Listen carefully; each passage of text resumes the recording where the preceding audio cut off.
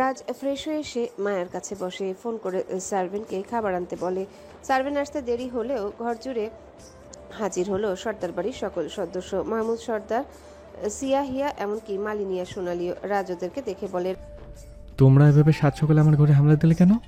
আর বাবা, তোমাকে তো আমি কালকে বললাম যে সাত সকালে আমার ঘরের সামনে আসবে না, তবু আসলে। সার্ভেন্টকে উপরে খাবার আনতে বলো কেন? মায়ের কি কিছু হয়েছে? কিছু তো আমারও হতে পারতো, কই আমাকে নিয়ে তো কিছু জিজ্ঞাসা করলে না। অবদার্থকে জলজান্ত লাগামহীন কথাবার্তা দেখে বোঝাই যাচ্ছে যে সে সুস্থ। রাজ কিছু বলার আগেই সোনালি মায়ের কাছে চলে আসে। মায়ের কপালে হাত রেখে দেখে জ্বর। মায়া হাতটা থেকে কপাল সরিয়ে নেয়, বিরক্ত লাগছে তার এখন। সিয়া এসে মায়ের কপালে হাত রেখে দেখলো, অতঃপর থার্মোমিটার এনে জ্বর মাপলো। 103 ডিগ্রি জ্বর এসেছে, যেটা দেখে রাজ বলে, আজকে আমি সমাবেশে যাব না। মাহমুদ সর্দার বাড়ির সবার দিকে এক পলক দেখে নিয়ে বলেন, বাসায় লোকজন কি তোমার নজরে আসে না?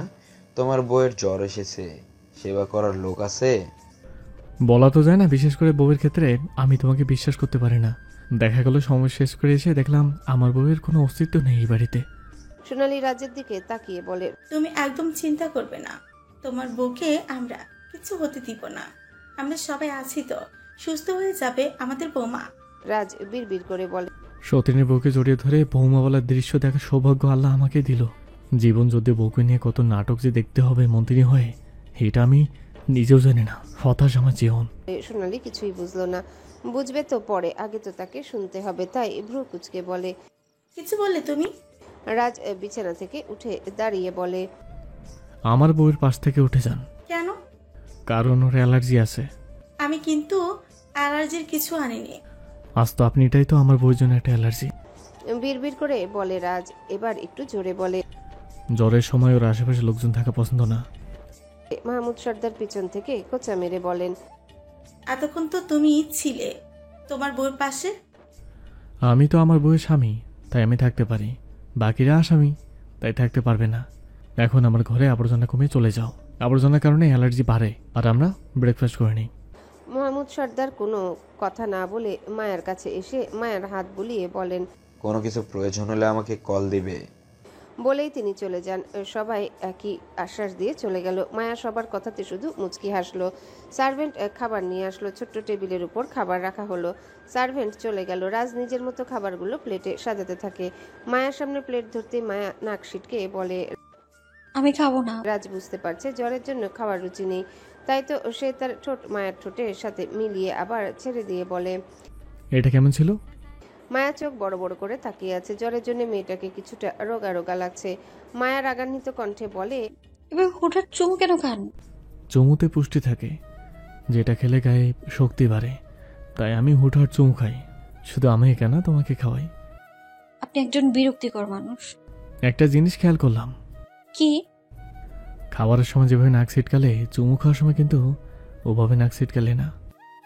আপনার সমাবেশের সময় হয়ে আসছে। আগে হা করো, তারপর। আপনি আসলেই একটা লুচু আর লাগামহীন। এই ওয়েট, আমি তো হা করতে বলেছি খাবার দিব, তাই তুমি আমাকে লুচু বললে কেন? কিছু না।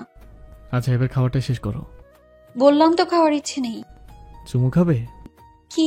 খাবার তো খেতে চাও না, তাই বললাম চুমু খাবে। শরীরে একটু তো শক্তির দরকার, তাই না? চুমু খেলে শরীরের শক্তি বাড়ে, এটা কার থেকে জেনেছেন? নিজের জীবন থেকে। এই যে আমি তোমার চুমু খাই আর শক্তি পাই, আসো তোমাকে আর একটু শক্তি দেই। একদমই না, দূরে থাকুন আমার থেকে। আপনার ওই শক্তি আমার লাগবে না। তুমি খাবার শেষ করলে আমি চলে যাব। আপনি জানেন আপনি একজন বিরক্তিকর মানুষ। সে বউদের কাছে স্বামীরা বিরক্ত করা হয়, বিশেষ করে রোমান্স করতে গেলে। মায়া চুপ করে আছে। রাজ আবারও বলে, খাবারটা খেয়ে নাও মায়াবতী। আমার খেতে ইচ্ছে করছে না। এটা ঝাল ঝাল খাবার, তোমার ঝালের জন্য এভাবে বানাতে দেওয়া। আপনি কিভাবে জানলেন আমি জ্বর আসলে ঝাল খাবার খাই? বউ হও তুমি আমার, বউয়ের খোঁজ নেব না আমি? মায়া রাজের চোখের দিকে তাকিয়ে আছে। রাজ মায়াকে খাইয়ে দিচ্ছে। কয়েক গাল খাওয়ার পর মায়ার ঠোঁট লাল হয়ে এসেছে, নাক ঘেমে উঠেছে, ঝালে এখন ফসফস করে ওঠে। ডান হাত দিয়ে গাল হা করে বাতাস করছে। তবুও রাজকে বলছে না যে ঝাল লেগেছে। নিজের কষ্টগুলো যেন লুকিয়ে রাখতে তার সর্বপ্রধান চেষ্টা। রাজ গ্লাস নিয়ে মায়ের মুখে দিল, ঢকঢক করে গিলে নিল। মায়া গ্লাসটা পাশে রেখে দেখলো মায়া এখনো কাঁপছে, নিঃশ্বাসের গতি ওঠানামা করছে। গলার কাছে এর দৃশ্য স্পষ্ট। রাজ নিশালো কণ্ঠে বলে ওঠে। খুব বেশি ঝাল লেগেছে? মায়া মাথাটা উপর নিচ করে হ্যাঁ বুঝিয়ে দেয়। রাজ বলে, পানি খেয়েও কাজ হলো না? মায়া মাথাটা দুদিকে নাড়িয়ে না বুঝিয়ে দেয়। রাজ কিছু একটা ভেবে বলে, বুঝতে পেরেছি, কিসে কমবে এই ঝাল? মায়া ঝালের কারণে ভেজা চোখে ও কাপা কাপা ঠোঁটে বলে, কিসে কমবে? চুম্বন বিলাস। মায়া লাল রক্তিম চোখে তাকালো। রাজ মায়ার ঠোঁটের দিকে নেশালো দৃষ্টিতে বলে, দুষ্টুমি করবে না আমার প্রতি। বলেই মায়ের মাথার পেছনের সমস্ত চুল নিজের বাম হাত দিয়ে ধরে মায়াকে নিজের কাছে এনে মায়ার ঠোঁটে নিজের ঠোঁট রেখে চুম্বন বিলাসে মত্ত হয়ে আছে। মায়া এবার চোখগুলো বড় বড় করে রেখেছে। রাত ছেড়ে দিল মায়ার ঠোঁট। মায়ার মুখটা টিস্যু পেপার দিয়ে মুছে বলে, ঝাল কমেছে কি? মায়া অনুভব করলো সে তো ঝালের কথা ভুলেই গেছে। রাজ এবারে অন্য খাবার খেতে থাকে, যেটা তার জন্য আনা হয়েছে। খাবার খেয়ে মায়ের কপালে হাত রেখে বলে, অনেকটাই তাপ কমেছে। এভাবে ঝালের সাথে চুম্বন বিলাস করতে করতে জ্বর একেবারেই গায়েব হয়ে যাবে।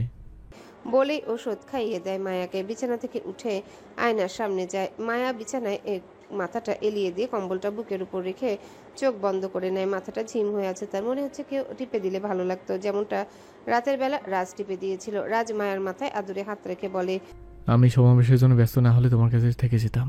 যেতে ইচ্ছে করছে না বউ রেখে। দেখো আমার এই মনটাকে সবাই বউ পাগল বলে দিচ্ছে, অথচ আমি কিন্তু আমার বউকে ভালোবাসি বলেই এমন করি।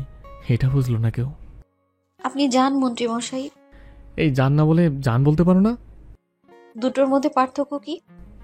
জান হলো যেতে বলা, আর জান হলো নিজের জীবনের সাথে মিশিয়ে নেওয়া। বলে রাত চলে যায়। যেতে যেতে বলে, জানি তুমি কাউকে কল দিবে না, তাই কল দেওয়ার কথা বললাম না। এদিকে ওদিকে যাওয়ার চেষ্টা করবে না। এসে ঘরে না পেলে কিন্তু পাতাল থেকে খুঁজে এসে সোজা বাথরুমে গিয়ে নিয়ে জ্বর অবস্থায় বাথরুম বিলাস শুরু করে দেবো। মায়া তার মাঝে কোনো প্রতিক্রিয়া জানালো না। রাজ এসে গাড়িতে বসলো। পাশের সিটে মাহমুদ সর্দার। রাজ তাকে দেখে বিরক্তি ভাব প্রকাশ করে বলে, তোমার বাবা আমার উপর অন্যায় করেছে বাবা। কেন, কি করেছে?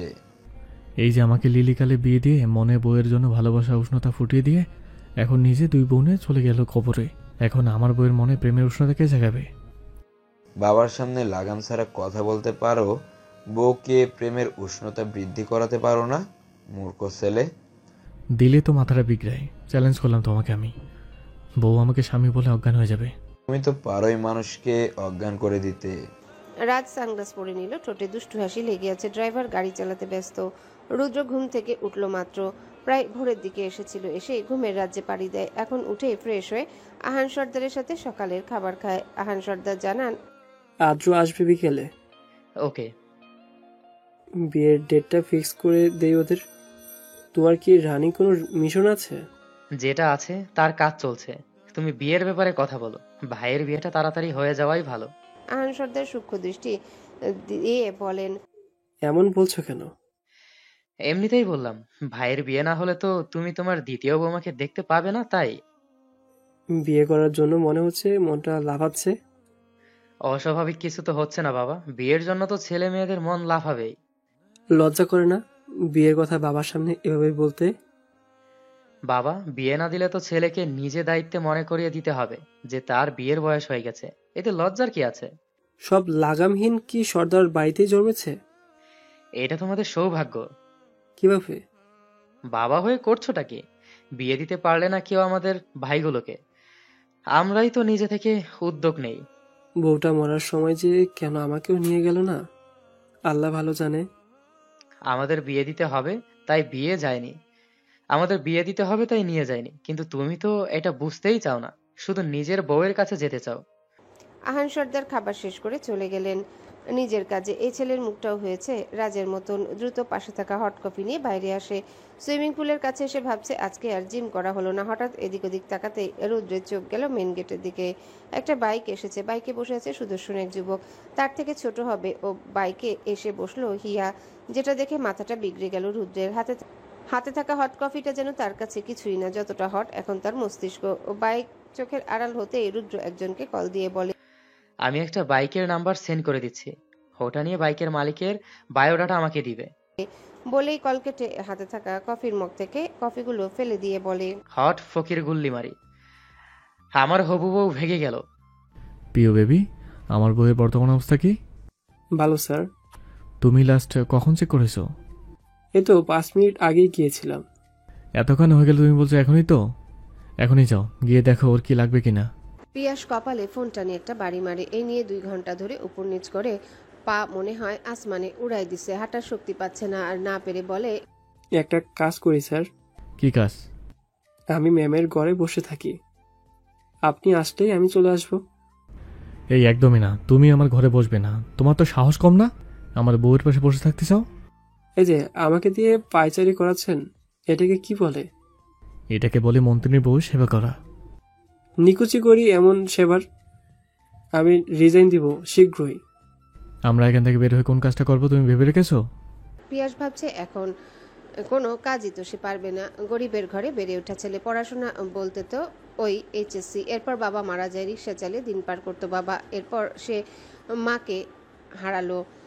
এদিক ওদিক পথ হাঁটাহাঁটি করে দিন পার করতে হয় তাকে। মাহমুদ সর্দারের দয়ায় সে পড়াশোনা করেছিল, পরে তাও ওই অনার্স সেকেন্ড ইয়ার পর্যন্ত।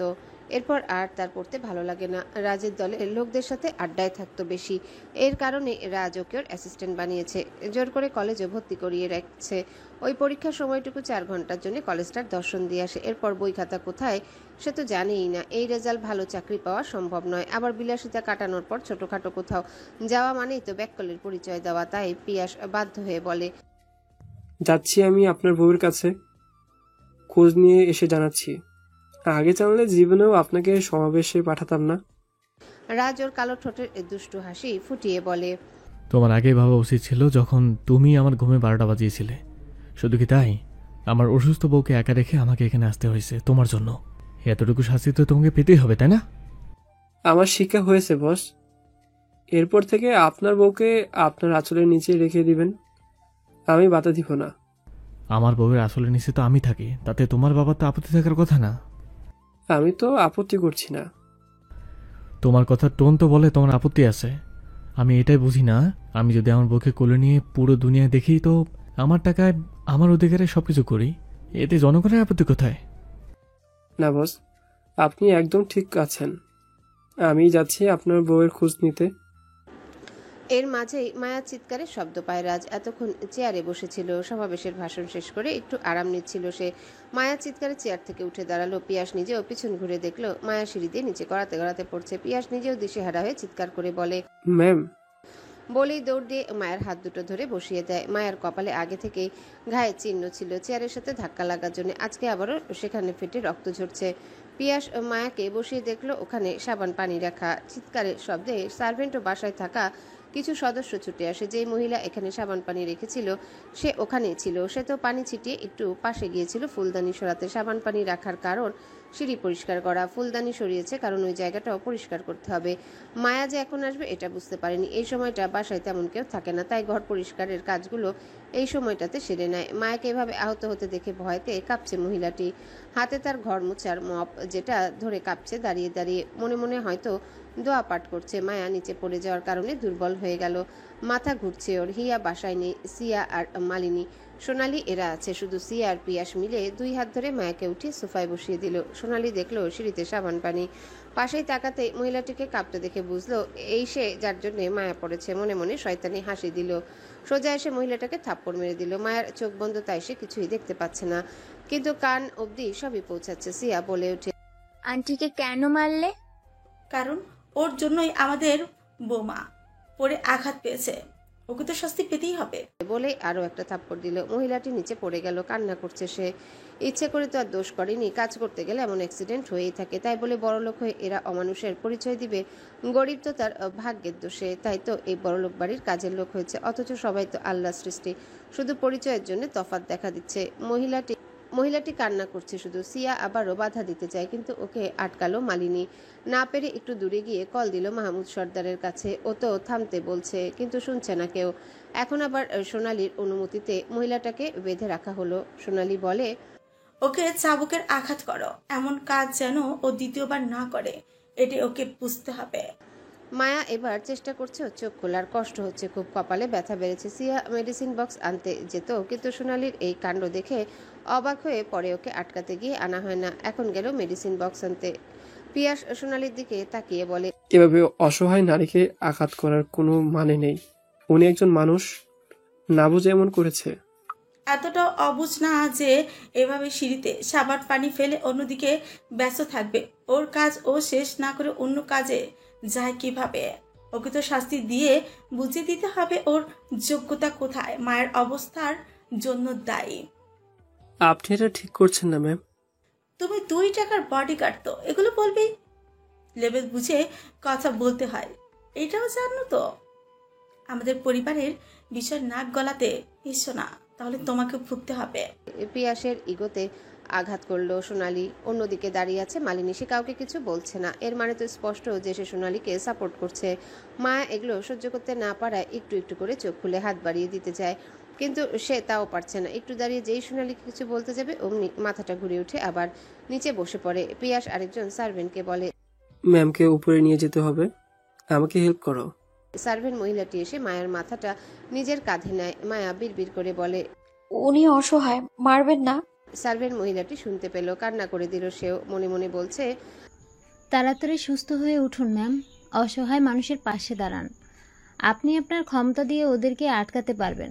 সিয়া ম্যামের কথাও কেউ গুরুত্ব দিচ্ছে না। আপনি একটু সাহসী আছেন, তাড়াতাড়ি উঠুন ম্যাম।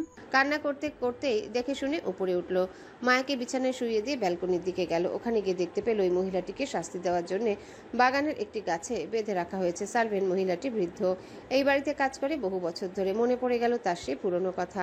শাহানা পারভিন ও মোহনা, এরা দুজন বাড়ির প্রত্যেকের সাথে কত ভালোবাসা দেখিয়ে কথা বলতো।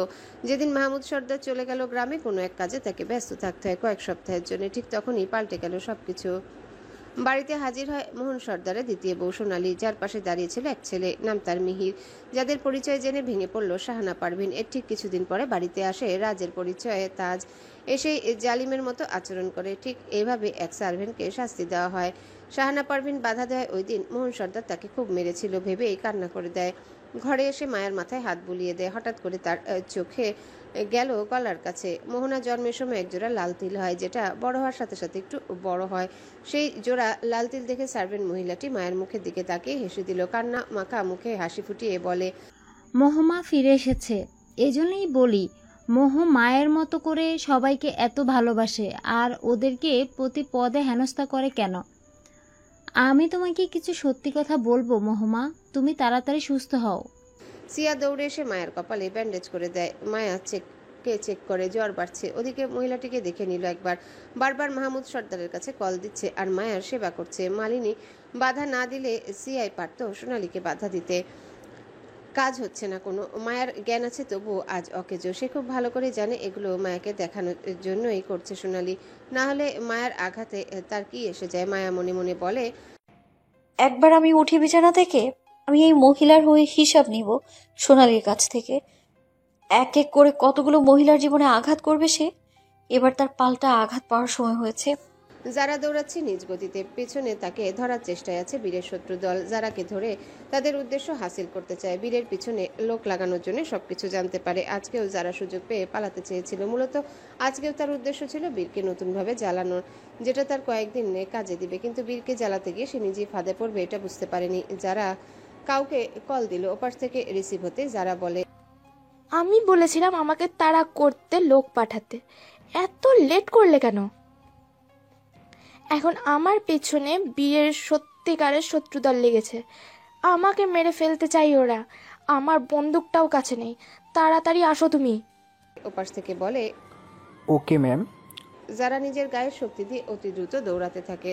অনেকক্ষণ ধরে দৌড়াতে দৌড়াতে একটা গাড়ির সামনে এসে আঘাত পেয়ে নিচে পড়ে যায়। যারার সামনে কিছু চুল এসে পড়ে, যেগুলো সরিয়ে সামনের দিকে তাকাতেই দেখলো গাড়ির মধ্যে বীর, যাকে দেখে স্বস্তির নিঃশ্বাস নিল যারা। কিন্তু বীর তো একা বীর তো পারবে না এদের সাথে। নিজের পাতানো লোকজন হলে তো তাও ওরা টাকার বিনিময়ে মার খেয়ে বীরকে জিতিয়ে দিত। এখন কি হবে? যারা পিছনে তাকিয়ে দেখলো লোকগুলো এগিয়ে এসেছে। বীর পা দিয়ে গাড়ির দরজাটা খুলে চোখে সানগ্লাস দিয়ে বাইরে আসে। বীরকে দেখে লোকগুলো ওখানে পা থামিয়ে দেয়। বীর ওর পরনের কোটটা ঠিক করে যারার দিকে তাকিয়ে বলে, আজকেও পালাতে চেয়েছিলে জানে মন? যারা পিছনে তাকিয়ে বলে, ওরা আমার পিছনে লেগেছে, আপনাকেও মেরে ফেলবে, আপনি পালান। বলেই বীরের হাত ধরে গাড়িতে উঠতে চায়, তখনই পেছন থেকে একজন বলে। মালটাকে ধর তাড়াতাড়ি, না হলে পালাবে তো। বীরের পা থেমে গেল। যারা বীরকে নিয়ে এগোতে চায়, কিন্তু বীর দাঁড়িয়েই আছে। যারা বলে, আপনার বডিগার্ড নেই এখানে, তাড়াতাড়ি গাড়িতে উঠুন। বীর রক্তিম চোখে তাকালো লোকগুলোর দিকে, রাগ মিশ্রিত চোখেই বলে। ওরা কিছু বলার আগে যারা বলে, আপনি পরেও ব্যবস্থা নিতে পারবেন, তাড়াতাড়ি গাড়িতে উঠুন। বীর যারাকে গাড়িতে উঠিয়ে দরজাটা পা দিয়ে ধাক্কা দিয়ে লাগিয়ে দিল। এরপর লোকগুলোর দিকে এগিয়ে এসে বলে, একবার বল, কে আমার জানামনকে মল বলেছিস? একজন লোক এগিয়ে এসে বলে, আমি বলেছি রে। কেন, কি করবি? বীর কোনো কথা না বলে হাতটা পেট বরাবর এগিয়ে দেয়। বীরের মুখে হাসি, চোখটা রাগে লাল। লোকটা ঢলে পড়েছে নিচের দিকে। নিচে পড়ে গেলেই পাশের লোকগুলো দেখতে পেল পেট দিয়ে গলগল করে রক্ত পড়ছে। বাকি লোকগুলো অবাক হয়ে বীরের হাতের দিকে তাকালো। হাতে একটা ছুরি নিয়ে দাঁড়িয়ে আছে বীর। কখন কিভাবে কোথা থেকে বের করলো এই ছুরি কেউ জানে না, বুঝতেই তো পারলো না কিছু। ওরা অবাক হয়ে আছে। বীর ঠোঁটে হাসি ফুটিয়ে দাঁত কিরমিরিয়ে বলে, মাফিয়া আলাদা একটা ক্যাপাসিটি থাকে, যেটা তোরা ছোটখাটো চামচা বুঝবি না। বলে বীর এক একজনকে আঘাত করতে থাকে। বীর সবাইকে আঘাত করছে। এদিকে গাড়ির ভিতর থেকে এক রহস্যময় হাসি দিল যারা। কল করে নিজের লোককে জানালো, তোমাদেরকে আসতে হবে না, আমার হ্যান্ডসাম নিজেই সবটা ম্যানেজ করে নিয়েছে। ওপাশ থেকে বলে, ওকে ম্যাম। বীর মারামারি শেষ করে গাড়ির দিকে ফিরতে নেয়। কোটটা আবারও ঝাড়া দিয়ে ঠিক করে। যারা ওর দিকে তাকিয়ে মিষ্টি হাসি দিয়ে বলে, মাফিয়া হ্যান্ডু আমার, জানেই না সে যাকে গাড়িতে বসিয়ে রেখেছে সে একজন লেডি মাফিয়া রানী। অতঃপর আবার একটু মন খারাপ করলো যারা। কিছু একটা ভেবে বলে, আমাদের কি মিলন হবে? সব কিছু জেনেও যদি বীর আমাকে মেনে নিতে রাজি হয়, তাহলে আমরা দুই মাফিয়া এক হতে পারবো, না হলে আমরা দুজন দুদিকে। কিন্তু বীরের জন্য আমি আমার প্রতিশোধের কথা ভুলতে পারবো না। এই জগতে আসার কারণটাই তো আমার প্রতিশোধ সম্পূর্ণ করা। যারা ঠোঁটে বিদ্রুপের হাসি ফুটিয়ে বলে, মাফিয়া রানীর একটাই উদ্দেশ্য, আর সেটা হলো মাফিয়ার রাজার দ্বারা নিজের স্বার্থ হাসিল করা। ক্লাস শেষ করে বাইরে আসে হিয়া। এদিক ওদিক তাকিয়ে কাঙ্ক্ষিত ব্যক্তিকে পেল না। সকালে যার সাথে করে কলেজে এসেছিল তাকেই খুঁজছে সে। না পেয়ে কল দিল তাকে। ওপাশ থেকে রিসিভ করতে কানে ভেসে আসলো নারী কণ্ঠ। মহিলাটি বলে, হ্যালো, কাকে চাই? তনয় আছে? তনয় তো হাসপাতালে ভর্তি। মহিলার কণ্ঠে কান্নার প্রকাশ পেল। হিয়া প্রশ্ন করে, আপনি কে? আমি ওর মা। তনয়ের কি হয়েছে আন্টি? আমি তো জানি না মা, শুধু শুনলাম অ্যাক্সিডেন্ট করেছে, এখনো অজ্ঞান হয়ে আছে আমার ছেলেটা। ওর জ্ঞান ফিরলে আমাকে জানাবেন আন্টি। হিয়া কল কাটতে তনয়ের মা তাকালো রুদ্রের দিকে। রুদ্র মৃদু হেসে বলে, তন্ময়ের মায়ের অভিনয় তুমি বেস্ট অ্যাওয়ার্ড পাবে জেসি। জেসি হালকা হেসে ফোনটা তনয়ের কাছে রাখলো। ছেলেটার নাকে মুখে ব্যান্ডেজ করা। এগুলো হতো না যদি রুদ্রের এক কথা শুনে রাজি হয়ে যেত। বেশি বাড়াবাড়ি করেছিল সে রুদ্রের সাথে। এক প্রকার তর্কে জুড়েছিল। রাগে ধৈর্য হারিয়ে ছেলেটার নাক মুখ ফাটিয়ে হসপিটালে রুগী বানিয়ে দিল। রুদ্র এবার ওর দিকে তাকিয়ে বলে, আমার হিয়া পাখির থেকে 10 হাত দূরে থাকবে, না হলে আবারও নার্সের সুন্দর মুখখানি দেখার সুযোগ পাবে। শুধু তাই না, তাদের কিউট কিউট নরম হাতের ইনজেকশন ফ্রিতে ভোগ করবে। তনয় ভয়েতে বলে ওঠে, ঠিক আছে স্যার। আরেকটা কথা, সিনিয়রদের সম্মান করে চলবে, বেয়াদবি করতে যেন না দেখি। তনয় মাথা কাত করে, ব্যথা পায় তবুও কিছু বলে না। রুদ্র হালকা হেসে বিদায় নেয়। যারাকে নিয়ে বাড়িতে আসে বীর। বাড়িতে এসে নিজের ঘরে চলে যায় সোজা। পোশাক পাল্টে মৌয়ের ঘরে চলে যায়। মৌকে খুঁজছে সে। মৌয়ের ঘরে এসে বলে, বোন কই তুই? অনেকক্ষণ ধরে ডেকেও পেল না। হতাশ হয়ে এদিক ওদিক খুঁজছে মৌকে। কিছুক্ষণ পর নিচে নেমে আসে। তখনই একজন মহিলা এসে বীরের হাতে কাগজ দিয়ে বলে, মৌ ম্যাম এটা দিতে বলল। বীর সন্দেহ দৃষ্টিতে তাকে কাগজটি নিল। মহিলাটি চলে যেতে বীর কাগজটি মেলে দেখছে এখানে লেখা, প্রিয় ভাই, আমার নেই বাবা নেই মা, আপন বলতে আছে শুধু আপু। সেও বিয়ের পর আমাকে ভুলে গেল। সেই যে বিয়ে করেছে এর মধ্যে মাত্র একবার আমার সাথে কথা বলেছে। আর তুমি তো আমার খোঁজও নেও না, তবুও তোমরা আমার প্রিয়। আমি আর্ট কম্পিটিশনে চান্স পেয়েছি, এটা বলতেই কাল কতবার তোমাকে ডাকলাম, তুমি সেই ভাবের ঘরে চলে গেলে। আবুকে কল করেছি অনেকবার, একবারও ধরলো না। তোমরা এতটাই ব্যস্ত তোমাদের ভালোবাসার ব্যক্তিকে নিয়ে যে আমি আর তোমাদের বিরক্ত করতে চাই না। তোমাদের ছোট্ট বোনটা তোমাদের উপর অভিমান করেছে ভাই, তাই আমি একাই চলে যাচ্ছি ঢাকায়। একটা হোস্টেল নিয়ে 2 দিন মতো ওখানেই থাকবো। আমার কথা মনে পড়লে একবার দেখা দিও। ইতি তোমাদের বোন মৌ। চিঠিটা পড়ে বীরের চোখটা ভিজে এলো। বোন অভিমান করেছে, সেই অভিমান প্রকাশ করে দূরে চলে গেল। মায়ার সাথে কথা হয়নি বীরেরও, ব্যস্ত ছিল এই কদিন ধরে। পকেট থেকে ফোন বের করে কল দিল মৌকে, ফোন বন্ধ বলল। এরপর কল দিল মায়ার ফোনে, কেউ ধরল না। বীরের একটু দুশ্চিন্তা করতে থাকলো, কারণ মৌকে বোনের পরিচয় দিয়ে রেখেছে পুরো চট্টগ্রামে। এখন বীরের শত্রুদল কিছু করলো না তো। বীর নিজের গার্ডের কাছে কল দিয়ে বলে, প্রত্যেকটি বাস স্ট্যান্ড, ট্রেন স্টেশন এবং এয়ারপোর্টে খোঁজ নাও। মৌ কোথায় আছে খুঁজে বের করো। এ বলেই কল কেটে দিল। চিঠিটা টেবিলের উপর রেখে বাইরে চলে গেল বীর। নিজ দায়িত্বে ভিন্ন জায়গায় খুঁজবে, বলা তো যায় না কোনো বিপদে পড়লো কিনা। বীর বের হবার সাথে সাথে চিঠিটা হাতে নিয়ে পড়লো। যারা নিজেদের লোকজনকে কল করে জানালো, মেয়েটার যেন কোনো ক্ষতি না হয়, বিশেষ করে সোনালি যেন জানতে না পারে ও কোন পরিবারের মেয়ে, এটা খেয়াল রেখো। ওপাশ থেকে বলে, ওকে ম্যাম। যারা এবার কল কেটে কিছু একটা ভেবে মেসেজ দিয়ে দিল, মেয়েটিকে ঢাকার অলিতে গলিতে খুঁজবে, পেলেই আমাকে জানাবে। আর হ্যাঁ, ওর যেন কোনো অসুবিধা না হয়। ও এই বাড়ির সবার আদরের। ওর গায়ে একটা দাগ লাগলে তার অস্তিত্ব বিলীন করে দেবে ওর ভাই বোন। সিন হলো। যারা এবার দুষ্টু হেসে বলে, তোমার বোনেদের সুরক্ষা হবে হ্যান্ডসাম, কিন্তু তোমার কাছ থেকে এমন একজনকে কেড়ে নেওয়া হবে যেটা তুমি কোনোদিন ভুলতেও পারবে না। হয়তো এর জন্য তুমি আমাকে কোনোদিন ক্ষমাও করতে পারবে না।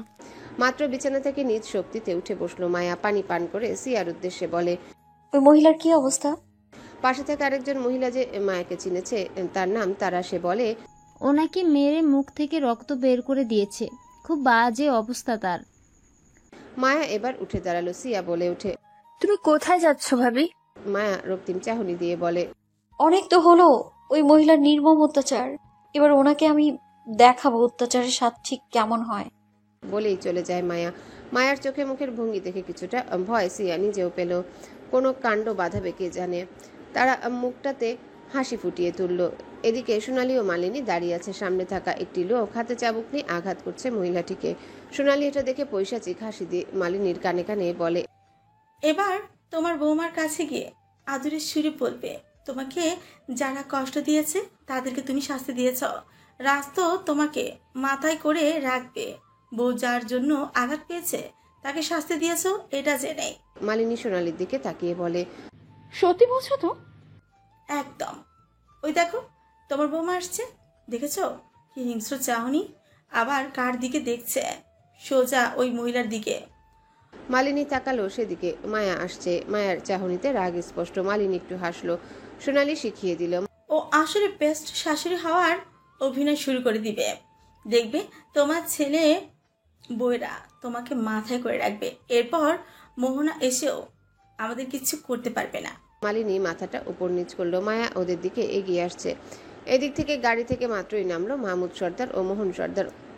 অন্যদিকে থেকে রাজের গাড়ি ঢুকলো সর্দার মহলের ভিতরে। মাহমুদ সর্দার ও মোহন সর্দার এগিয়ে যেতে নেয় মায়ার পিছন পিছন। রাজের গাড়ি গ্যারেজের কাছে আসা মাত্রই রাজ নেমে যায় গাড়ি থেকে। মায়া সোনালি ও মালিনীর কাছে আসে। মালিনী মুখটা হাসি হাসি করে বলে, তোমাকে ওর জন্য আঘাত পেতে হয়েছিল না? এই দেখো ওর কি হাল হয়েছে তোমার জন্য।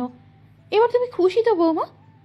মায়া তাকালো দুজনার দিকে। সোনালি এগিয়ে এসে বলে, শুধু কি তাই, ও তো এখন তোমার পায়ে ধরে ক্ষমা চাইবে। সোনালি কথা শেষ করতে মাহমুদ সর্দার ও মোহন সর্দার এসে ওদের সামনে দাঁড়ালো। মায়া রক্তিম চাহনি দিয়ে বলে, অন্যায় করেছে বলে তাকে শাস্তি দেওয়া হচ্ছে, তাই না? সোনালি খুশিতে গদগদ করে বলে, হ্যাঁ তাই তো। তাহলে ওনাকে ছেড়ে দিন, এবার শাস্তির রূপটা একটু বদলাবে। সোনালি আর মালিনী খুশি হলো। মাহমুদ সর্দার এবার মায়ার মুখের দিকে তাকালেন। মায়াকে উদ্দেশ্য করে বলেন, মানুষটা অনেক ভালো, সহজ সরল মনের। যতটুকু শিয়ার থেকে শুনলাম ও কোনো অন্যায় করেনি। তুমি ওকে আঘাত করে শাস্তি দিও না, দয়া করে। ওকে আমি গ্রামে পাঠিয়ে দিচ্ছি। মায়া কোনো কথা বলে না, শুধু একটা চাহনি দিল। মালিনী ওর মতো চুপ করেই আছে। সোনালি বলে ওঠে, এভাবে থামাবেন না ভাইজান। আমরা কিছু না করেও বৌমার জন্য কথা শুনেছি, তাহলে কিছু করো কেন এই কাজের মহিলা শাস্তি পাবে না? আঘাত করার মাঝেও পার্থক্য থাকে সোনালি, এটা তোমাকে বুঝতে হবে। ইচ্ছাকৃত দেওয়া আঘাতের শাস্তি দেওয়া উচিত, কিন্তু কারো অনিচ্ছায় বা অগোচরে যে আঘাত দেওয়া হয় ওটা অ্যাক্সিডেন্টলি। সব কিছুকে গুলিয়ে ফেললে হয় না। সোনালি এবার একটু কটূক্তি সুরে বলে, তাহলে বলতে চান আপনার বৌমার কিছু হলে শুধু আমরা শাস্তি পাবো, অন্যরা পাবে না? অন্যকে আমার বৌমার আঘাত করতে আসুক, তার ব্যবস্থা নেওয়া হবে।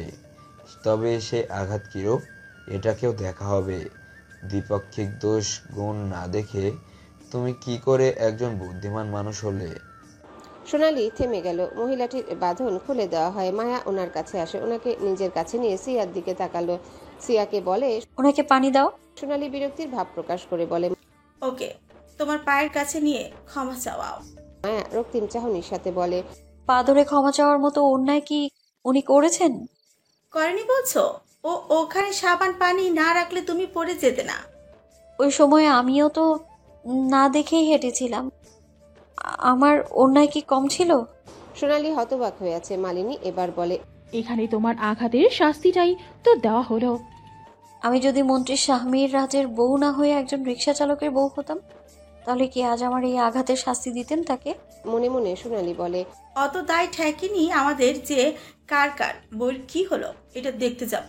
নিহাত তোমার প্রয়োজন এখন, তাই এই আদিক্ষেতা। রাজ এসে ওখানে দাঁড়ালো। এত কিছু হয়েছে, এগুলোর কিছুই সে জানে না। সে তো মায়ার জন্য দুশ্চিন্তা করতে করতে এসেছে। আজকে প্রিয়াস তাকে কল করে কিছুই বলেনি। মায়া এবার পাশে থাকা লোকটার হাত থেকে চাবুক নিয়ে সেই চাবুকের দিকে তাকালো। চাবুকটি মহিলাটির হাতে দিয়ে বলে, এই সর্দার মহলের একটা ভালো গুণ আছে, তা হলো কেউ অন্যায় করলেই তাকে চাবুকের আঘাত বা লাথি মেরে আঘাত করা হয়। বলা যায় এটাকেই শাস্তি বলে। এখন আপনার প্রতি অন্যায়ের শাস্তি কি এভাবেই নিতে চান নাকি ভিন্নভাবে? সোনালি আর মালিনী আহম্মকের মতো তাকালো। এটা কি বলছে মায়া? তারা কি করলো যে তাদেরকে শাস্তি পেতে হবে? উল্টো মায়ার মন জুগিয়ে চলতে চেয়েছিল। এখন মায়া এগুলো কি বলছে? যা করতে চেয়েছে হতে যাচ্ছে তো তার উল্টো। মালিনী বলে ওঠে, ও আবার কাকে কি শাস্তি দিবে? ঠিক যেটা আপনারা করেছেন তার শাস্তি। আমরা কোনো ভুল করিনি। আমি তো বলিনি আপনারা ভুল করেছেন, আপনারা তো করেছেন অন্যায়, আর অন্যায়ের শাস্তি কঠিন হয়।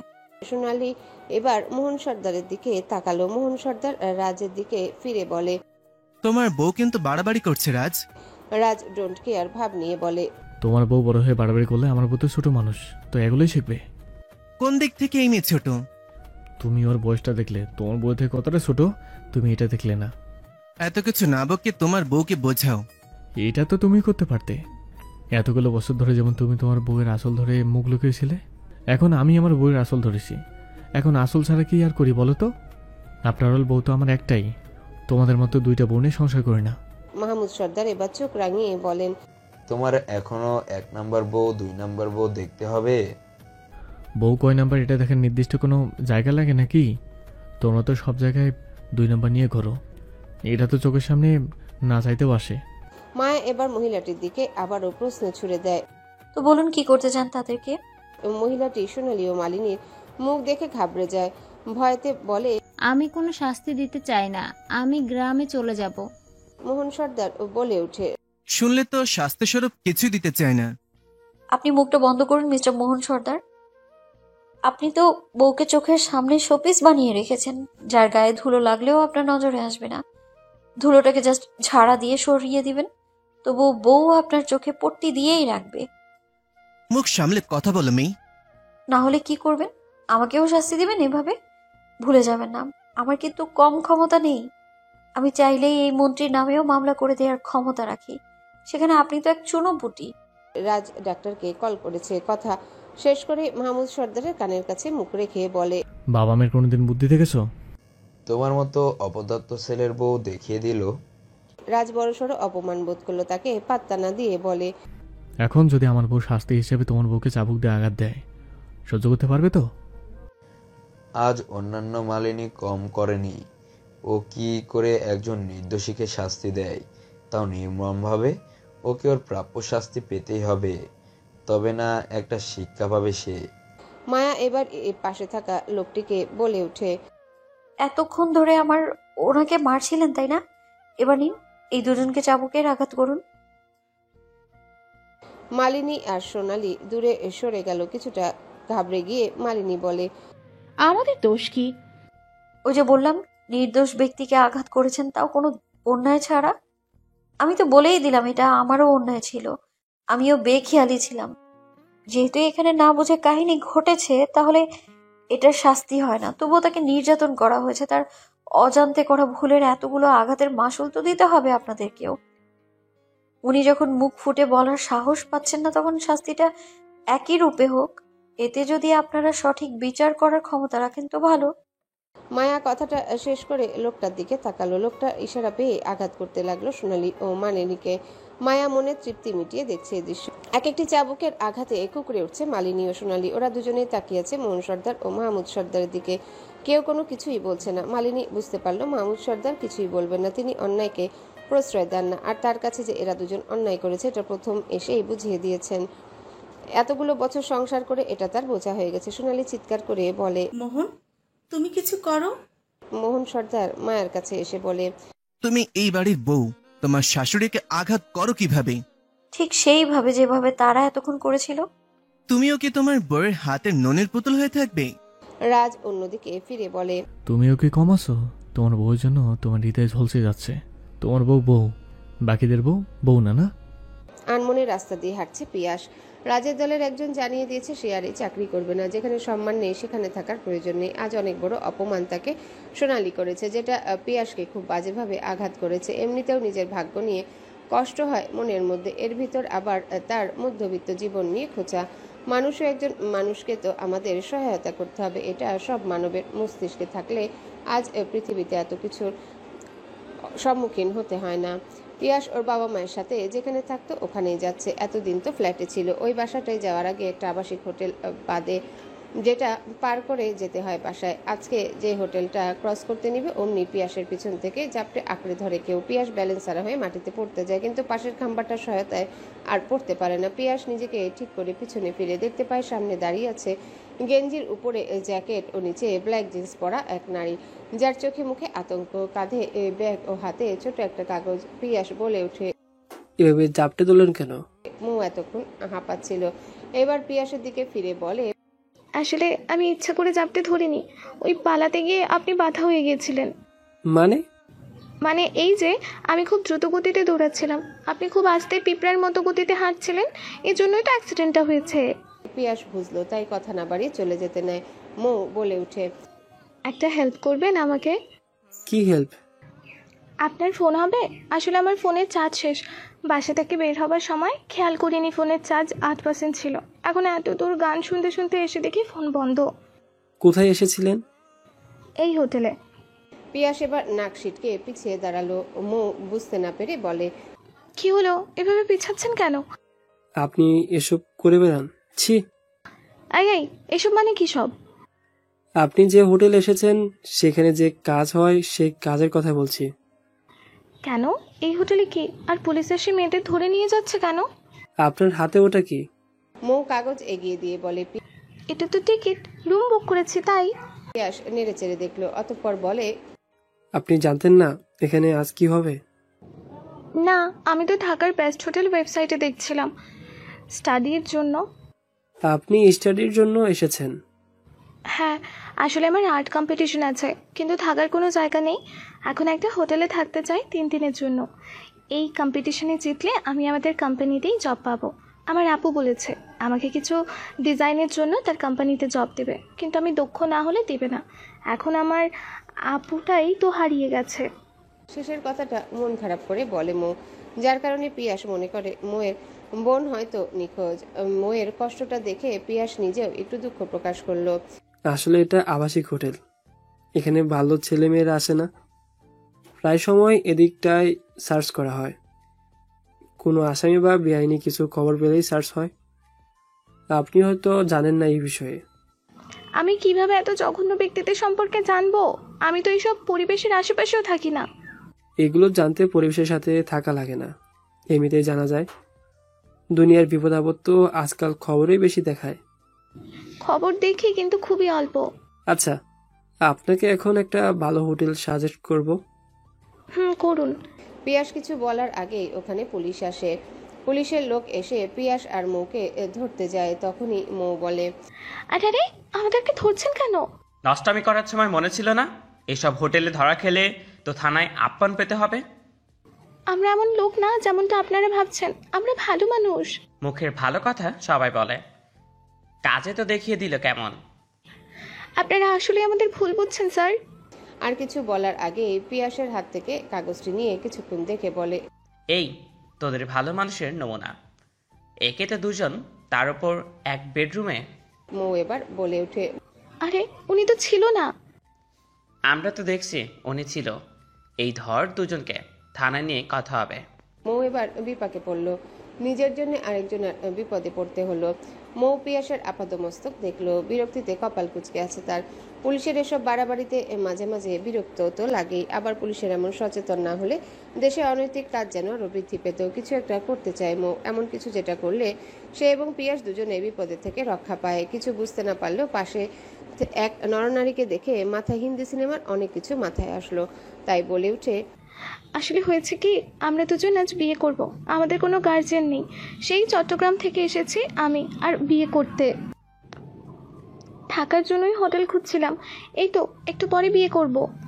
বিয়ে না করে হোটেলে কি? হ্যাঁ, বিয়ে যে করবি এর প্রমাণ কে? এর প্রমাণ হলো একটু পরে আমাদের বিয়ে। আমরা জিএফ বিয়ে। বিশ্বাস না হলে আমাদেরকে দেখুন। বলে পিয়াসের হাতের কনুই জড়িয়ে ধরে মৌ। পিয়াস রাগে ছাড়িয়ে নিতে চাইলে মৌ কানে কানে বলে, জীবন বাঁচাতে আমার বিয়ে হয়ে যান, নাহলে জেলের ভাত খান। অপশন আপনার, জীবন আমাদের দুজনের। পিয়াস শুকনো ঢোক গিলে বলে, আসলে আমরা বিয়ে করব। আমরা তো জানি না এই হোটেলে কি হয়। বিয়ে করবি সাক্ষী কোথায়? পিয়াস আর মৌ একে অপরের দিকে তাকিয়ে ঠোঁটটা বাঁকিয়ে ভীত কণ্ঠে বলে, সাক্ষী তো নেই, আমরা কাজীকে সাক্ষী আনতে বলবো, তারপর বিয়ে করব। আরে বাস, সাক্ষী নেই, প্রেমের অভ্যাস নেই, কিন্তু বিয়ে করবি? চল তাহলে বিয়ে দিয়ে দেই তোদের। আপনি? ওদের দুজনের একসাথে চিল্লানো শুনে পুলিশ দাঁড়িয়ে থেকে বলল, কেন করবি না বিয়ে? দুজনেই মাথা নাড়ল। পুলিশ এসে বলে, তাহলে চল থানায়, ওখানে জামাই বউয়ের আদর চলবে। মৌ এবার কান্না করে বলে ওঠে, না, আমরা থানায় যাওয়ার মতো মানুষ না। আমার ক্যারিয়ার। বলেই কান্না করে দিল। পিয়াস সেই কান্না দেখলো, হঠাৎ তার মনটা খারাপ হয়ে গেল। এই কান্না দেখে মিষ্টি মুখের মেয়েটার এখন কান্না দেখতে ভালো লাগছে না তার। পিয়াস মৌয়ের হাত শক্ত করে ধরে বলে, চলুন কাজে অফিসে, বিয়ে করব আমরা। মৌ কান্না থামিয়ে পিয়াসের কানের কাছে মুখ রেখে বলে, আরে আমি তো অভিনয় করেছিলাম। পিয়াস এখন কি বলবে নিজেও বুঝতে পারলো না। যার জন্য করলো দয়া সে করলো কিনা চলো না। পুলিশ ওদের দিকে তাকিয়ে বলে, কি হলো চল।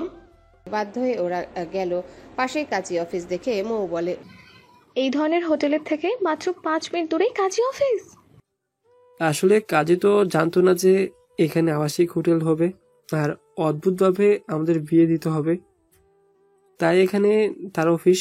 রেগে বলল পিয়াস। পুলিশ কাজীর সাথে কথা বলছে, এর মাঝে মৌ বলে ওঠে, আমরা একটু একে অপরের সাথে কথা বলতে চাই। বিয়ের আগে 1 মিনিট কি দেয়া যায় না? সবাই মাথা নাড়িয়ে সম্মতি দিল। এক কোনায় দাঁড়িয়ে মৌ পিয়াস কথা বলছে, অন্য পাশে পুলিশ দাঁড়িয়ে দাঁড়িয়ে চা খাচ্ছে। জোড়ায় জোড়ায় দেখে দুজনকে কাজী অফিসে এনেছে। বাকি দুজনের কাছে প্রমাণ আছে তারা বিয়ে করতে চায়। মেয়েটির মা অসুস্থ, ছেলেটির বাবা মা নেই, তাই ওরা ওদের মতো বিয়ে করে নিত। এখন মৌ আর পিয়াসের সময় বোঝা যাবে ওরা মিথ্যা বলেছিল নাকি সত্যি। মুখ দেখে তো ওদেরকেও ইনোসেন্ট লাগছে। মিথ্যা না বললে ওরা বিয়ে করবে, আর মিথ্যা বললে পালাতে চাইবে। মৌ পিয়াসের দিকে তাকিয়ে বলে, বিয়েটা করতেই হবে। পরিস্থিতি এমন। আচ্ছা, বিয়ের আগে অন্তত আমাদের পরিচয় জানা উচিত। আমি মৌ। আমি পিয়াস। আমি এখন অনার্স কমপ্লিট করেছি। ইচ্ছা আছে নিজেদের কোম্পানিতে জব করার, তাই আর্ট নিয়ে বেশি সময় কাটাই। আমি অনার্স কমপ্লিট করে মাস্টার্সে উঠেছি। এতদিন মন্ত্রীর অ্যাসিস্ট্যান্ট ছিলাম। এখন টোটো কোম্পানিতে জব করি। মৌ মুখটা শুকনো করে বলে, এভাবে অপমান করবেন না। এখন আসি পারিবারিক পরিচয়। এই পৃথিবীতে আমার কেউ নেই, আমি একা। আমার বাবা মা নেই, কিন্তু আমার ভাই বোন আছে। আরো কিছু বলতে যাবে তার আগে পুলিশ এসে বলে, তোদের পরিচয়পত্র দে, কাজীকে দিতে হবে। মৌ আর পিয়াস চাওয়াচাই করে নেয়। পুলিশ সন্দেহের চোখে তাকিয়ে বলে, তাহলে তোরা মিথ্যে বলছিস, ওদের দেখে মিথ্যে গল্প বানিয়েছিস। আসলে তো এটাই সত্যি।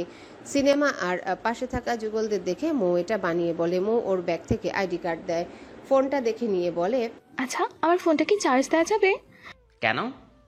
আসলে আপনাদের প্রমাণ করে দিতাম আমি নিরপরাধ। ইয়ার কি হচ্ছে আমাদের সাথে? ওই দুজন নিরপরাধ, তাই আমি ওদের নিয়ে বিয়ে দিলাম। তোরা যদি আসামি হোস তাহলে তোরা জেলে যাবি। অবৈধ কাজ করার গুছিয়ে দিব। পিয়াস ওর এনআইডি কার্ডের ফটোকপি দিল, যেটা ওর মানিব্যাগে সবসময় থাকে। পুলিশ এগুলো কাজীর কাছে দিল। মৌ বিড়বিড় করে বলে, ফোনে আমার কম্পিটিশনের সব ইনফরমেশন ছিল, অনলাইনে যে আমি ফর্ম পূরণ করেছি তার প্রমাণ ছিল, টাকলা পুলিশ দেখতেই দিল না। পিয়াস এটা শুনে বলে, হ্যাঁ তাই তো, পুলিশের তো বসে বসে আপনাকে নিয়ে পড়ে থাকার জন্য অরেল সময়। আরে ভাই, কথাটা একটু জোরেই বলে মৌ, যেটা শুনে কাজী বলে ওঠে, হবু স্বামীকে ভাই বলতে হয় না মা, উনি তোমার হবু স্বামী। মৌ মুখ ভেঙচি দেয়। কাজী শুরু করে ওদের বিয়ে পড়ানো। টানা 1 ঘন্টা ধরে চাবুকের আঘাত সহ্য করেছে সোনালি ও মানিনী। এখন ওরা হলরুমে সোফায় বসে আছে। ডাক্তার এসেছে মাত্র। সোনালি আর মালিনী কাতরাচ্ছে ব্যথায়। বয়স হয়েছে দুজনের। এই মার কি শরীরে সহ্য হয়? হিয়া মাত্র বাসায় আসলো, সেই সাথে দরজা দিয়ে ঢোকে ডাক্তার এসে মহিলাটির কাছে আগে যায়, যে প্রথমে মার খায়। হিয়া দেখলো তার মা আর কাকি কাতরাচ্ছে, তাই সেদিকে এগিয়ে গিয়ে বলে, তোমাদের কি হয়েছে? এত মারের দাগ কেন? শাস্তি দিয়েছে ওরা।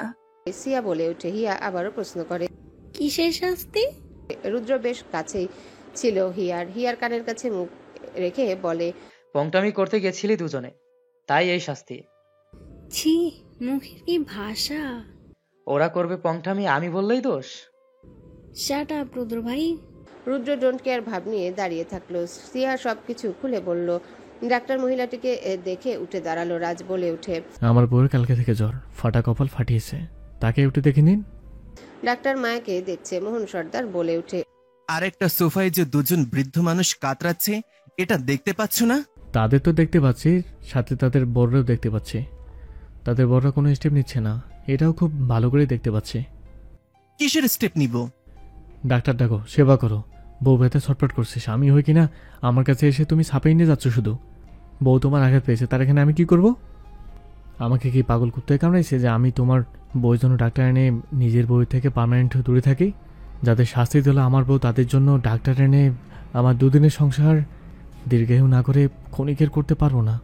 দুঃখিত বাবা কাকা, তোমাদের এই 2 নম্বর বউগুলোর জন্য আমি আমার বউকে হারাতে চাই না বাবা। মাহমুদ সর্দার কিছুই বললেন না। তার কোনো যায় আসে না এসব কিছুতে। নিজের পায়ে নিজে কুড়াল মেরেছে মালিনী। সে আজ অন্যায়কে প্রশ্রয় দিল, এটা নিয়ে ক্ষিপ্ত মাহমুদ সর্দার নিজেও। মোহন সর্দারের মাঝে অহংকার বোধ বেশি, তাই সে বউয়ের হয়ে বলেই যাচ্ছে। যা বলছে তাও যুক্তির বাইরে। এতে করে রাজের কাছ থেকে উল্টাপাল্টা লাগামহীন কথা তিনি অন্তত শুনতে চান না।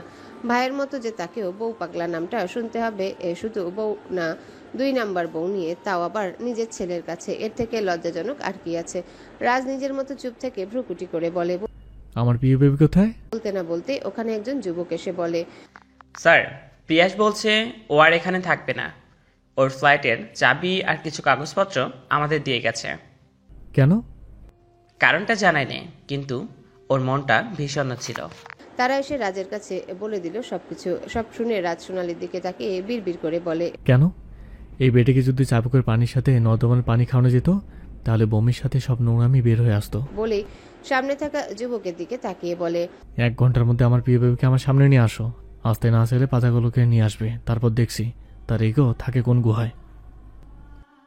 যুবকটি হাসি চাপা দিয়ে চলে গেল। ডাক্তার মায়াকে চেক করে ওষুধ লিখে দিল। চলে যেতে নিলে মাহমুদ সর্দার বলেন, ব্যথার ওষুধ দিলে কিছু দিয়ে যান ওদেরকে, বিশেষ করে জ্বরের ওষুধ। মোহন সর্দার বলে উঠে, কারণ ওদের ব্যথা যত দীর্ঘ হবে বিবেক তত বৃদ্ধি পাবে। আর জ্বর আসলেও কপাল পোড়া আমাকে ডাক্তার ডাকতে হবে, সাথে ছেলের মতো বউয়ের সেবা করা লাগবে। বড় বয়সে সব আদিজ্ঞতা ভাল লাগছে না। বউকে ভালোবাসা সেবা করো আদিক্ষেতা না বাবা, এটা যোগ্য স্বামীর এক আশ্চর্য রূপ, যেটা তোমার মতো বুড়ো বেটা দেখাতে অক্ষম। বাবাকে বুড়ো বেটা, তাও অক্ষম বলতে লজ্জা করে না? বউকে ভালোবেসে সঠিক পথে আনতে না পারার লজ্জা তোমার না করলেও আমার হিসাবে লজ্জা করে না বাবা। মোহন সর্দার ঠোঁটটা চওড়া করে মাহমুদ সর্দারকে খোঁচা মেরে বলেন, ছেলেকে কি বানিয়েছো দেখো, এখনই সম্মান দেয় না, পরে তো আরো বাকি আছে জীবন। তোমার ছেলেটাকে তো পড়ে আছে বিদেশের মাটিতে, তোমার কতটা উজ্জ্বল জীবন দিল এটা আগে দেখো। আমার মিহির সেরা কৃষি বিজ্ঞানী হয়ে ফিরবে, এটা আমি তোমাকে বলে দিলাম। মন সেরা মনটি তো আমার ছেলেও হয়ে বসে আছে, কিন্তু কপাল যখন ফাটা থাকে তখন তো বাস সব জায়গা থেকেই মেলে, হোক সে ছেলে আর হোক সে বউ। রাজ হেসে দিল দুই ভাইয়ের কাণ্ডে। তার একটা ছোট্ট কথায় কই এখন বাবা ছেলের কথা বাড়বে, তা না উল্টো কিনা দুই ভাইয়ের মাঝে কথা কাটাকাটি। ওদের কথার মাঝে গাড়ির হর্ন বেজে ওঠে। কেউ ঢুকেছে সদর মহলে। রুদ্র বলে ওঠে, ভাই চলে এসেছে। বলেই যেতে নেয়। সিয়া মুখে হাসি ফুটিয়ে সেও চলে গেল বাইরে। এক এক করে সবাই উঠে গেল আদ্রকে দেখতে।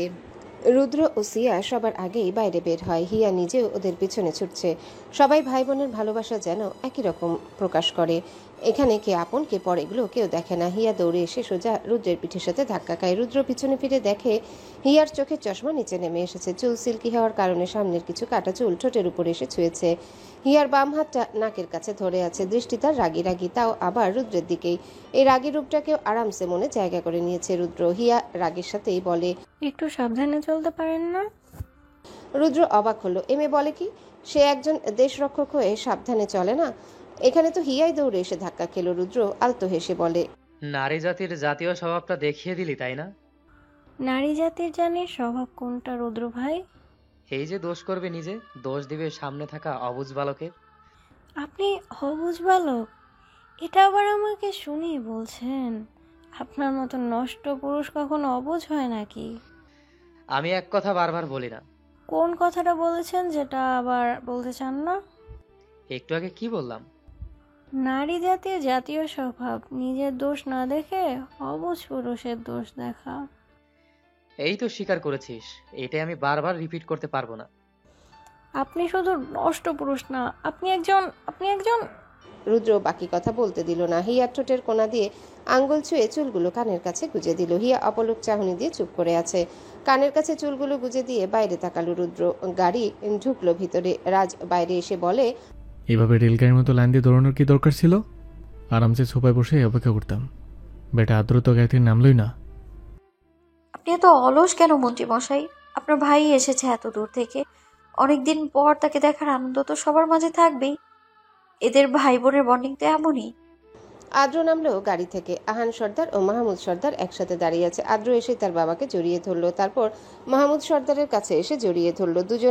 দুজনের দিকে তাকিয়ে মৃদু হাসি উপহার দিয়ে আদ্র ছুটে গেল রুদ্রের কাছে। রুদ্র আদ্রকে জড়িয়ে ধরে বলে ওঠে, ভাই আমার। কেমন আছিস ভাই? ভালোই ছিলাম, এখন তুমি আসতে আরো ভালো আছি। আমাকে তো এভাবে বাইরের টুকটাক কাজে যেতেই হবে ইন ফিউচার। তখনও কি এমন বলবি? ভাইয়ের ভালোবাসা কখনো কমে না। আমাদের সব সম্পর্কের মাঝে ভাইয়ের সম্পর্ক হলো আলাদা একটা, যেটা আমরা বাবা মায়ের থেকে পাই। তাই তো তুমি আসার পর আমার মাঝে আলাদা অনুভূতি কাজ করছে। ভাইকে মনে হয় 1 মাস নয়, পুরো 1 যুগ পর দেখছি। আদ্র হাসলো শুধু। স্বভাবত একটু কম কথা বলে আদ্র, আর একটু রুডি স্বভাবের সে। কিন্তু পরিবারের কাছে সে একটু ভিন্ন। বাবা ভাইয়ের জন্য জীবনটা দিয়ে দিতে পারে এমন সে। আদ্র এবার রাজের কাছে এসে রাজকে জড়িয়ে ধরে। রাজ বলে, সোফা কেমন হয়েছে ভাই? এই তো ভালোই। এখন বাকি দিনগুলো আরো ভালো করার প্রস্তুতি নিতে হবে তো। আদ্র এবারও মৃদু হাসলো। মায়ের দিকে তাকিয়ে বলে, তোমার বউ? আমার মায়াবতী। আসসালামু আলাইকুম মায়াবতী। মায়া সালামের উত্তর দিতে যাবে তখনই রাজ বলে, মায়াবতী শুধু আমি বলবো, তুই কেন? কেন ভুলে গেলে? তোমার মায়াবতীকে তো আমিও মায়াবতী বলতাম। মায়া এবার আদ্রের দিকে ভালো করে তাকালো। মনে পড়লো অবনী আর শাহানা পারভিন ছিল দুই বান্ধবী। তার মানে এই আদ্র আর রুদ্র অবনীর ছেলে। মায়া যখন ছোটবেলায় বাড়িতে ছিল তখন একবার অবনী আর আদ্র এসেছিল। মায়া শুনেছিল ওরা দুজন এসেছিল তাদের নানার বাড়ি ঘুরতে। আরো কিছু সদস্য আছে ওদের, কিন্তু তারা যে আহান সর্দার আর রুদ্র এটা জানতো না। আদ্র আর অবনী তখন আসে বিদেশ থেকে। এসে রাজের মতো করে আদ্র মায়াকে ডাকতো মায়াবতী বলে। ওই যে ওদের দাদাজান শিখিয়ে দিয়েছে। শিখিয়ে দেওয়াও লাগেনি, দাদাজান তো ওকে মায়াবতী বলে ডাকতো। সেখান থেকেই ওদের কাছ থেকে এই ডাক মুখস্থ। মায়া যখন আদ্রর মুখে এরূপ কথা শুনলো একটু আটকে উঠলো। তাহলে কি তার পরিচয় জেনে গেল সবাই? রাজ মায়ের দিকে তাকিয়ে কথা এড়াতে বলে, কিন্তু এই মায়াবতী তো সেই মায়াবতী নয়। এটা আমার রেজিস্ট্রেট করা মায়াবতী, আর তখন ছিল আমার পুতুল বউ।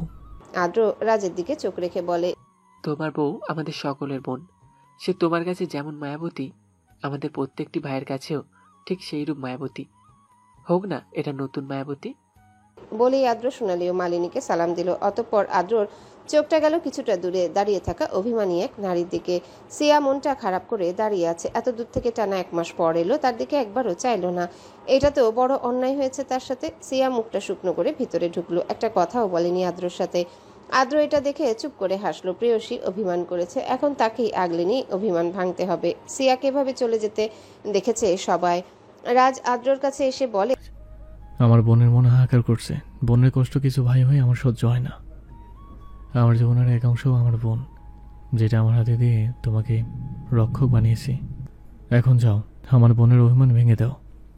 আদ্র মৃদু হেসে চলে গেল ভিতরে। মায়া রাজের দিকে তাকিয়ে আছে। রাজ এটা দেখে মাথাটা একটু নিচু করে বলে, এভাবে তাকিয়ে আছো কেন মায়াবতী? দেখছি আপনাকে। কি বরকে কি আজকে একটু বেশি হ্যান্ডসাম লাগছে নাকি? তাহলে একটু ভিন্ন, যেন সেই মানুষটা যাকে একসময় খুব মিস করতাম। রাজ কিছু বুঝলো না। একসময় মিস করতো মানে কি? পরে ভাবলো হয়তো রাজ বিদেশে থাকতে রাজকে অনেক মিস করেছে মায়া। এই অবর্তমানে ঘটে যাওয়া কিছু অজানা ঘটনার খোঁজ করছে রাজ, যেটা জানতে পারলে সবকিছুর সমাধান। রাজ মাথাটা সোজা করে অন্যদিকে তাকালো, দেখলো মাহমুদ সর্দার তার দিকে সূক্ষ্ম দৃষ্টিতে তাকিয়ে আছে। রাজ মাহমুদ সর্দারের দিকে তাকিয়ে বলে, এভাবে কি দেখছো? দেখছি আমার নির্লজ্জ ছেলেকে। এগুলো মানুষের সামনে বউকে দিয়ে এভাবে ঝুঁকে থাকে।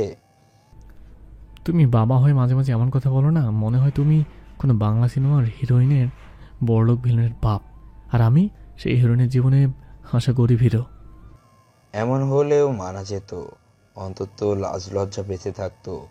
এখন তো ওটাও আর থাকে না। অবশ্য তোমাকে আর কি বলবো, আমার পোড়া কপালের দোষ। জন্ম দিয়েছিলাম এমন এক পুত্রকে যে ক্ষণে ক্ষণে লজ্জায় ফেলে। আমাকে জন্ম দেওয়ার আগে ভেবেচিন্তে জন্ম দেওয়া উচিত ছিল, তাহলে এই লজ্জায় পড়তে হতো না তোমাকে। মাহমুদ সর্দার এবার ধমকের সাথে বলেন, কুলাঙ্গার, তোমাকে আমি জন্ম দিইনি, তোমার মা দিয়েছে। সূত্রপাত তুমি ছিলে বাবা, একা আমার মৃত্যু মায়ের দোষ দিবা না। তোমার চরিত্র ঠিক থাকলে আমার জন্মই হতো না। আহান, ওর মুখটা সেলাই করে দে, না হলে এই ছেলে কবে আমার হাতে খুন হয়। আহান সর্দার বিপাকে পড়ে বলেন, মাথা ঠান্ডা করো ভাই। আর রাজ বাপ, তুই তো মঞ্চে হয়েছিস, পরিবারের বড় সন্তান, একটু মুখটা সামলা। আমি কি নিজ থেকে কথাগুলো বলি? সবকিছু সূত্রপাত তো আমার বাবাই করে। এখনই তো দেখলে ল্যাব, তাও আমাকে বলবে বুঝে শুনে চলতে। মাহমুদ সর্দার এবার তেড়ে আসতে নেয়। আহান সর্দার তার 2 হাত আঁকড়ে ধরে নিয়ে ঘরের ভেতরে চলে গেল। মায়া হতাশ চাহনি দিয়ে দেখছে। পেছনে ছিল হিয়া আর রুদ্র। হিয়া হা হয়ে দাঁড়িয়েছিল আর রুদ্র ওর পিছনে। পাশে থাকা দেয়ালে হেলান দিয়ে মজা নিচ্ছিল পরিস্থিতির। আহান সর্দার ভিতরে ঢোকার আগে একবার রুদ্রর দিকে তাকিয়ে চোখ গরম করে শাসিয়ে বললেন, বড় ভাইয়ের থেকে ভালো কিছু শিখলে শিখবে, কিন্তু এই খারাপ দিক খবরদার শিখবে না। তাহলে তোমার পজিশন কি আমি দেখব না? বলেই তিনি ভিতরে চলে গেলেন। হিয়া মুচকি মুচকি হাসছে। রুদ্রকে কেউ বকলে তার ভালোই লাগে। রুদ্র হিয়ার হাসির দিকে সূক্ষ্ম চাহনি দিয়ে বলে, বুঝলে ব্রো, আমাদের বাপেরা আমাদের নিয়ে খুব টেনশনে থাকে, অথচ নিজেরাই আমাদের মস্তিষ্ক আগে বিগড়িয়ে দেয়। শুধু শুধু আমার এই 7টা বছর একাই কাটিয়ে রাখছে। বলেছি বাড়িতে তোর ছোট বৌমার অভাব আছে, শুনছেই না আমার কথাটা। আমি কিছু বললেই তেলে পানি পড়ার মতো ছিটকে ওঠে। রাজ রুদ্রের দিকে তাকিয়ে দুষ্টু হেসে বলে, যে ছেলের বাবা বিয়ে নিয়ে এত ছলছাছড়ি করে, তাদের ছেলেরা যে কি কষ্টে জীবনযাপন পার করে, এটা আমার মতো জীবন কাটানো এক নিরীহ মতো নিয়ে জানে। মায়া একব্রু উঁচু করে বলে, নিরীহ মন্ত্রী, এটাও কি মানতে হবে? তখনই পেছন থেকে ডাক দিল তারা। তারার ডাক শুনে পেছনে ঘুরে তাকালো মায়া। তারা সবার দিকে তাকিয়ে বলে, ভালো, খাবো, আসছি আমি। আসলে তারা চাচ্ছে আড়ালে মায়ার সাথে কিছু কথা বলতে। এই বাড়িতে কে কেমন এতটা ভালো করে তারা জানে না। বিশেষ করে আদ্র, রুদ্র বা আহান সর্দার এদেরকে তো খুব কমই দেখেছে। ভালোভাবে চেনে তো এই 1.5 বছর ধরে। রুদ্র পড়াশোনা শেষ করে তারপর এসেছে, কিন্তু কিছু সংখ্যক মানুষ বাদে সবাই জানে রুদ্র পড়াশোনায় ওষ্ঠরম্বা। মায়া ভালোভাবে তাকালো তারার দিকে, দেখলো মায়াকে বলার জন্য কিছু একটা ফুটে উঠেছে তার চোখে মুখে। মায়াকে সে কিছু বলতে চায়, না হলে এভাবে তাকিয়ে আছে কেন? মায়া তারার কাছে যেতে নিবে, তখনই একটা কালো গাড়ি আসে। গাড়ি থেকে নামানো হয় 2 জন ব্যক্তিকে, একজন পিয়াস আরেকজন মৌ। তবে একাধিক গার্ড ও পিয়াস সামনে থাকায় মৌকে দেখতে পেল না কেউই। একজন গার্ড বলে ওঠে, স্যার, আপনার কথা অনুযায়ী 1 ঘন্টার ভেতরেই পিয়াসকে এনেছি। এখান থেকে বিদায় নিয়ে সোজা কাজী অফিসে গিয়েছিল। রাজ পিয়াসের দিকে তাকিয়ে আলতো হেসে বলে, কি ব্যাপার পিউ বেবি? আমার থেকে বিদায় নিয়েছিলে ভালো কথা, তাই বলে এই পৃথিবী থেকে অতি দ্রুত বিদায় নেওয়ার ব্যবস্থা করবে? এটা তো খুবই দুঃখজনক কথা। আমাকে দেখে তোমার শিক্ষা হলো না। বিয়েটা কি এতই দরকার ছিল তোমার এখন? এবার বুঝবে তোমার মন্ত্রী জীবন কতটা ভাসমান নদীর মতো। নদীর একুল গেলেও জ্বালা আর অকুল গেলেও জ্বালা। পিয়াস কোনো কথা বলে না। রাজ আবারও বলে, তো বিয়েটা কি হয়ে গেছে নাকি আধা আধুরে বিয়ে এখনো কমপ্লিট করে দিব? বিয়ে কমপ্লিট হয়ে গেছে স্যার। কথাটা বলল পিয়াস। এটা শুনে রুদ্র বলে, আরে ভাই, আমি 27 শেষ করার কাছাকাছি এসেও এখনো বিয়ে করতে পারলাম না। তুই বেটা 24-এ পা দিয়ে আমার থেকে এক ধাপে এগিয়ে গেলি। এটা অ্যাক্সিডেন্টলি এগিয়ে গেছি স্যার, এত তাড়াতাড়ি এগিয়ে যাওয়ার কোনো চিন্তা ভাবনা আমার ছিল না। রাজ এবার বলে উঠে, তো আমাদের দেখাও কে তোমাদের এক ধাপ এগিয়ে দিল? পিয়াস সরে দাঁড়ালো। মৌকে দেখতে পেল সবাই। মৌকে দেখেই মায়া চিল্লিয়ে বলে উঠে, বোন তুই? মৌ মায়ার কণ্ঠ পেয়ে চমকে তাকালো। মায়াকে দেখে হালকা কেঁপে উঠল। পিয়াস অবাকের সাথে তাকালো, কিছুই বুঝলো না সে। মায়ার রিয়াকশন দেখে রাত যা বুঝার সব বুঝে গেছে, তাই হতাশার সাথে বলল, হতচ্ছাড়া আমাকে এমনিতে জ্বালিয়ে পড়ে মারতে, সাত সকালে কল দিয়ে শান্তি পাওনি, এখন আবার আমার শালিকে তোমার বিয়ে করা লাগবে? পিয়াস যেন এখন মাথা ঘুরে পড়ে যাবে। একটু কষ্টের সাথেই মুখ কালো করে বলে, আগে যদি জানতাম এই নারীটি আপনার শালী, বিশ্বাস করেন থানায় থাকতাম, কিন্তু কাজী অফিসে আমি যেতাম না। তুমি বেটা এখন কাম সেরে নাটক করো না? জীবনটাই তো নাটকের সাথে যাচ্ছে। আগে তাও মন্ত্রী নিয়ে বিপাকে পড়েছি, এখন মন্ত্রীর শালী। আমার কষ্ট কি এ দুনিয়ায় বোঝার কেউ আছে? মায়া এসে মৌয়ের সামনে দাঁড়ালো। মৌকে জড়িয়ে ধরে বলে, হ্যালো বন্ধুরা, পরবর্তী পার্ট খুব তাড়াতাড়ি আসবে, তো সবাই অপেক্ষায় থাকো। আর চ্যানেলটি যারা এখনো সাবস্ক্রাইব করোনি তারা পরবর্তী পার্ট দেখার জন্য চ্যানেলটি সাবস্ক্রাইব করে রেখো। ধন্যবাদ সবাইকে, আমাদের সাথেই থেকো।